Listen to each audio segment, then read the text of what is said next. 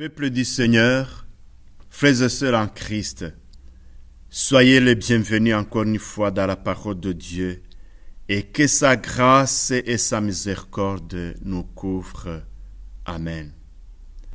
Pendant notre méditation, nous focalisons notre pensée sur le chapitre 7 du livre d'Esther, sous ce thème « Le jour finira par se lever ». Nous allons nous y intéresser de 4 points dans ce chapitre. Un temps pour la révélation, un temps pour le jugement, un temps pour la rétribution, un temps pour l'action. Mais comme nous n'avons pas assez de temps, nous reprenons que les 2 premiers points. Un temps pour la révélation, un temps pour le jugement. Le chapitre 7 du livre d'Esther confirme les convictions de l'auteur du psaume 73. Quand l'auteur de ce psaume voit la prospérité des méchants, il se pose des questions sur leur fin. Il dit, quand j'ai réfléchi là-dessus pour m'éclairer, la difficulté fut grande à mes yeux, jusqu'à ce que j'ai pénétré dans les sanctuaires de Dieu et que j'ai pris garde au sort final des méchants. Versets 16 et 17 de ce psaume. Mes amis, chaque jour est comme une page blanche venue de Dieu. Et il est impossible de dire ce qui va nous arriver. Tant de choses peuvent se produire en quelques heures. Notre vie peut nous tromper en nous montrant une vie tranquille sans qu'il ne se passe de rien d'important. Mais des fois, brusquement, sans crier, sous le silence impressionnant, des événements aussi inattendus se bousculent sur nous sans prévenir. À ce stade du récit d'Esther, cela faisait plusieurs jours que les Juifs priaient, dans l'espoir que Dieu délivre son peuple.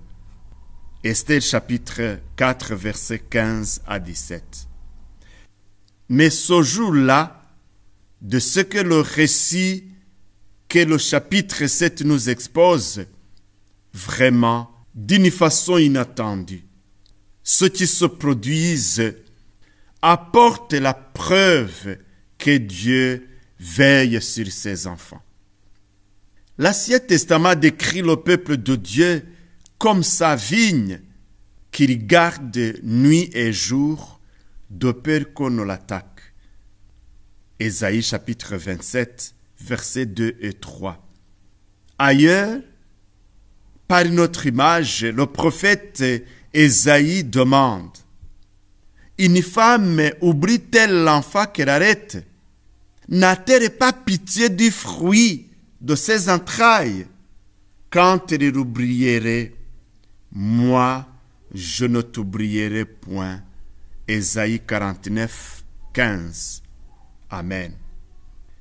Mes amis, hommes et femmes de prière, les résultats de la réponse de nos prières peuvent survenir à n'importe quel moment, mais toujours au temps où Dieu décide de révéler sa volonté et de manifester l'attention qu'il porte à son peuple. Il se peut que Dieu soit en train d'agir à tout moment par des voies qui nous échappent. Abordons le premier point, un temps pour la révélation. Tandis que les proches et les conseillers d'Aman s'entretenaient encore avec lui, les eunuques du roi arrivent en hâte pour le conduire au banquet qu'Esther a préparé. Esther n'a pas voulu parler le projet d'Aman pendant son absence, parce qu'il allait effacer les traces, mais plus que cela, c'est Dieu qui était aux commandes. Le temps est venu pour Esther, pour qu'elle présente sa requête au roi. Comme le roi est plus curieux, c'est lui qui prenne l'initiative de poser encore les questions à la reine. Quelle est ta demande, reine Esther? Elle te sera accordée. Que désires-tu? Quand ce serait la moitié du royaume, tu l'obtiendras. Frères et sœurs, que l'Éternel Dieu te donne la parole pour lui exprimer ce que tu désires de lui. C'est ce que je te souhaite. N'oublions pas ce que dit Proverbe, chapitre 25, verset 15. Par la lenteur à la colère, on fraîchit un prince, et une langue douce peut briser des os. Amen. La situation désespérée du peuple juif oblige cette fois-ci à Esther de révéler son identité juive, tenue secrète des années jusque-là devant le roi. Que tu aies toi aussi le courage de révéler ton identité si tu veux que tu sois sauvé. La reine prend la parole et la réponse qu'elle fait au roi est sans détour. Il n'y a pas de zigzag. Elle dit: si j'ai trouvé grâce à tes yeux, ô roi, et si le roi le trouve bon, accorde-moi la vie. Voilà ma demande. Et sauve mon peuple. Voilà mon désir. Verset 3. Esther introduit sa requête avec pratiquement la même tournure de phrase qu'en Esther chapitre 5 verset 8. Mais cette fois-ci, elle ajoute les mots « à tes yeux ». À tes yeux. Étant sa reine, elle en appelle à son intimité avec le roi. En d'autres termes, elle dit: si tu m'aimes vraiment, accorde-moi la vie, voilà ma demande, et sauve mon peuple, voilà mon désir. Les paroles d'Esther surprirent à la fois Aman et le roi, en dévoilant au grand jour le complot criminel visant l'extermination des Juifs. Esther dit au roi: nous sommes vendus, moi et mon peuple, pour être détruits, égorgés, massacrés.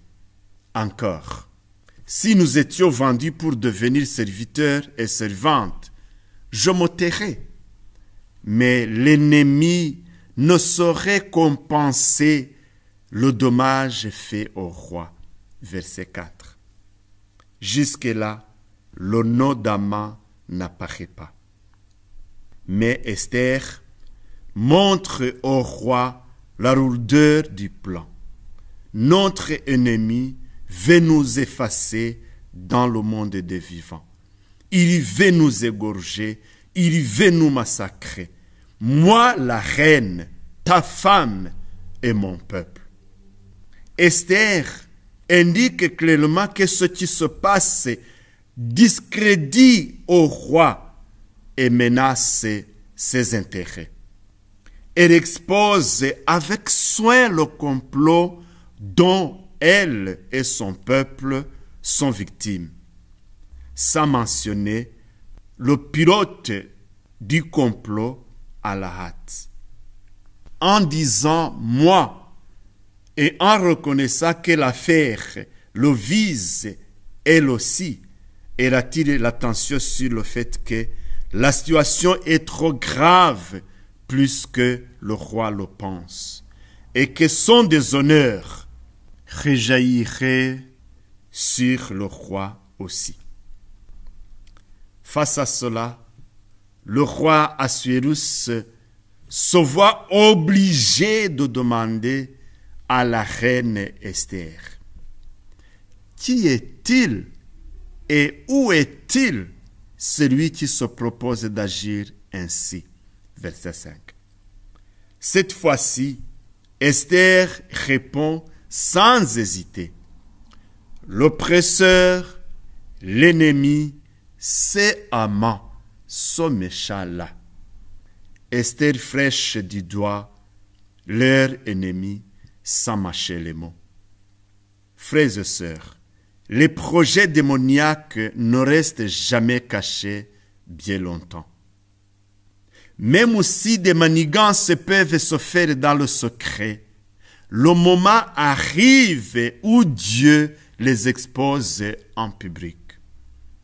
Je pense bien que vous vous souvenez l'histoire d'Ananias et Saphira dans le livre des Actes des Apôtres, chapitre 5, du 1er verset à 11.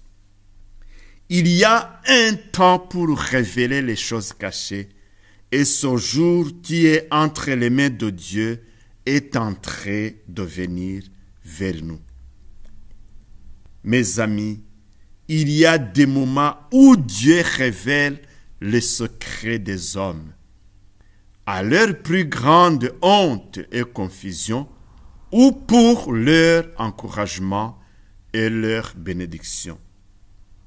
La parole de Dieu nous dit en Ecclésiaste chapitre 12 verset 16, « Dieu amènera toute œuvre en jugement au sujet de tout ce qui est caché, soit bien, soit mal. » Alors, abordons le deuxième point, un temps pour le jugement.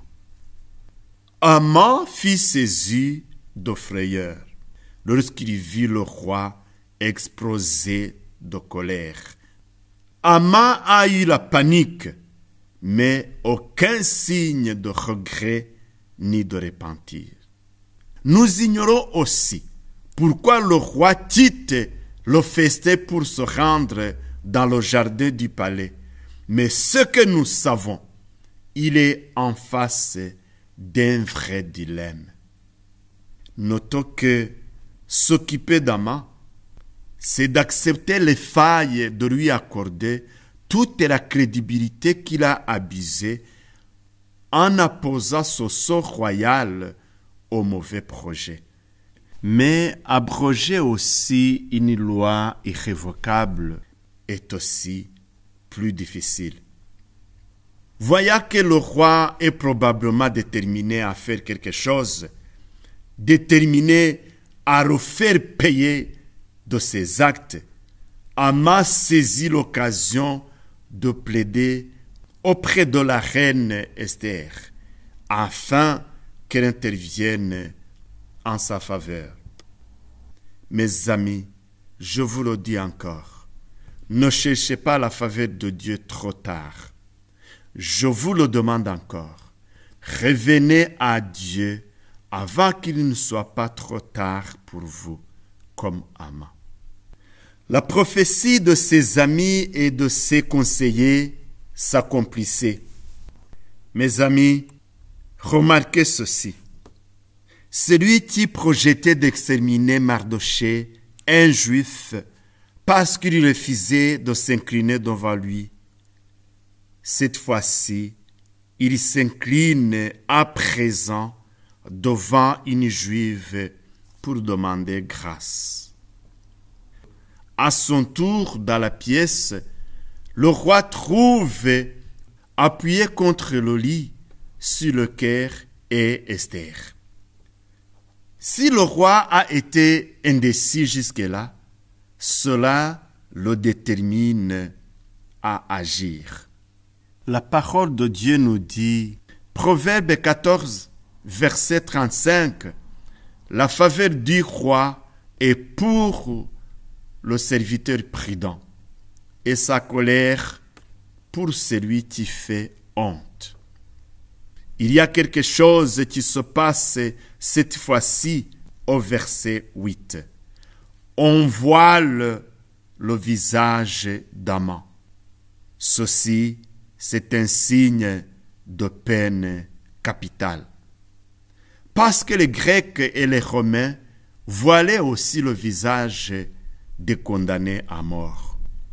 Comme Harbona suivait de près ce qui se passait et comme il voyait la défaite de son premier ministre, il dit, d'ailleurs, chez lui, il a déjà monté une hypotenuse de 15 mètres de hauteur qu'il a destinée à Mardochée. Harbona connaissait même la longueur de la potence. C'est la preuve que Haman a prémédité de tuer un des bienfaiteurs du roi. Mes amis, les épreuves des projets de nos ennemis sont à notre portée. Le verset 10 nous dit « Et l'on pendit Haman au bois qu'il avait préparé pour Mardochée. » Que Dieu nous aide. Habité par la même incompréhension face à la prospérité des méchants, Asaph, l'auteur du psaume, pénètre dans le sanctuaire de Dieu, où Dieu éclaire sa compréhension et lui permet de comprendre le sort individuel. Au cœur, la prospérité semble réussie. Lisons le psaume 73 à partir du verset 18 à 20. Car, en fait, tu les mets sur un terrain glissant. Tu les entraînes vers la ruine. Et soudain, c'est la catastrophe. En un instant, ils sont perdus. Ils sont détruits et l'épouvante les saisit. Comme les images du rêve s'évanouissent après le réveil, ô Éternel, quand tu interviendras, tu les feras tout disparaître. Que Dieu nous aide. Je viens de lire dans la version Semeur.